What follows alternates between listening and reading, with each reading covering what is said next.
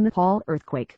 Official mourning declared for victims. Nepal has declared 3 days of mourning for the victims of Saturday's earthquake, in which more than 5,000 people are now known to have died.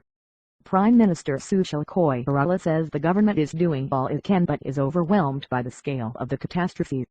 Rescuers are still struggling to bring aid to remote Himalayan areas. Heavy rain is worsening the plight of hundreds of thousands of people camped out in the open. The UN estimates that 8 million people in 39 districts have been affected by the 7.8 magnitude quake, more than a quarter of the population. More than 10,000 people have been injured. Among the dead are 18 climbers who were at Mount Everest base camp when it was hit by an avalanche triggered by the quake.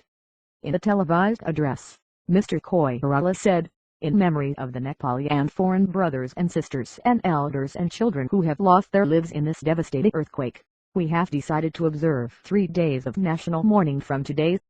Earlier, he said the lack of equipment and expert personnel meant the appeals for rescues coming in from everywhere in many cases could not be met.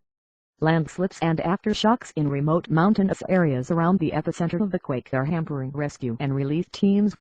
The government spokesman told the BBC that helicopters had been dropping tents, dry food and medicine to remote villages, but they were yet to reach many isolated communities. When helicopters have managed to land, they are often mobbed by villagers pleading for food and water, or to be evacuated. Sitakarung, a resident in the village of Lapu, told AFP news agency, "The ground keeps shaking. Every time it feels like we will be swallowed, that we will die. I want to get out of here." Military aircraft from several countries including the US, China and Israel have joined the rescue effort. The British RAF plan,